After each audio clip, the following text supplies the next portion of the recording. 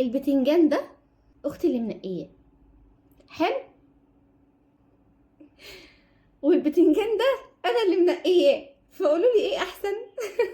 في سؤال مهم جدا مطير النوم من عيني، سؤال مهم قوي قوي قوي يعني.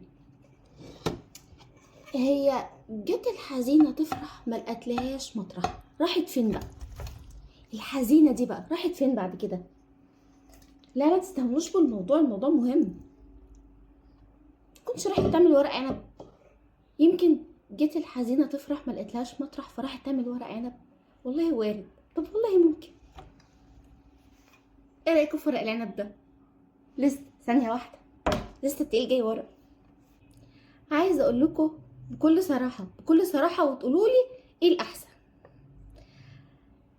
البتنجان ده اختي اللي منقيه حلو تمام،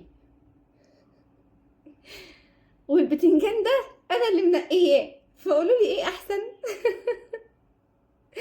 عشان بتتريق عليا، بتقول لي ده منظر بتنجان، قلت لها ماله، ما هو حلو يملى العين وزي القمر اهو، وبعدين تقوريه بسهوله وتحشيه بسهوله. قالت لي، فضلت بقى تجيب لي ايه الاحجام الكيوت الحلوه دي كده على قد البق بونبوني. هو كان فيه لون موف. نغرف واحكي لكم حكايتي النهارده.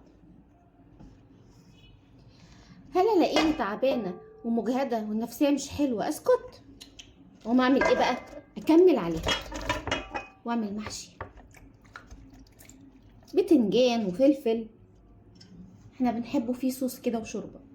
يا سلام يا سلام، جوسي ولوسي والكاميرا ظلماه.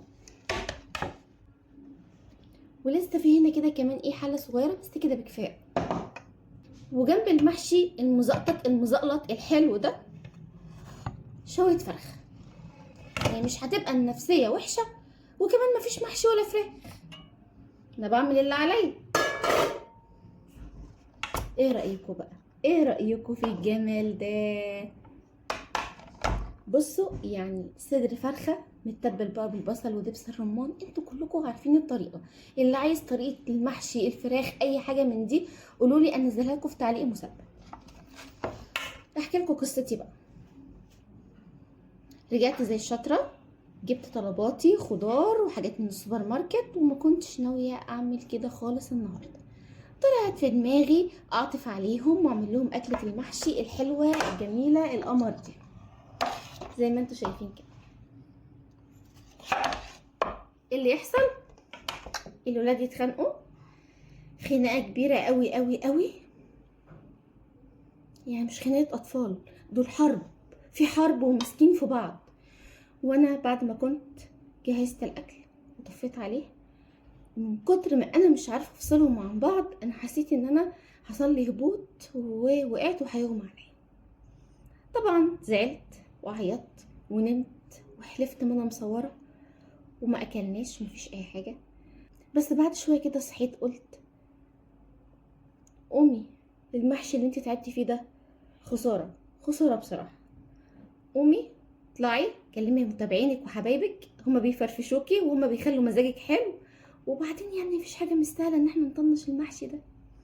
بس للمره الاخيره تقولوا لي المحشي بتاع اختي ولا المحشي بتاعي؟ او انتوا بتفضلوا انه حجم حلو كده؟ الاولاد بقى ياكلوا هما وباباهم، وانا عشان اهدى كده شويه شربت لي كوبايه دي كوبايه الايس كوفي دي، وشكلي كده هعمل حاجه تانية، هعمل كمان واحده. ودي كانت سفرتنا النهارده، استنوا مجيبها لكم من قريب. المحشي الصوره ظلماه، يعني ما شاء الله شايفين شايفين جميل كده وخطير يعني.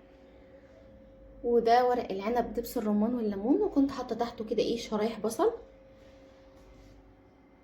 ودي الفراخ بتاعتنا وتحتها برضو خلطه كده وتتبيله.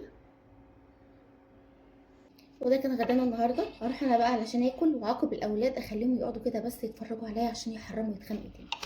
يلا بحبكم جدا وباي باي.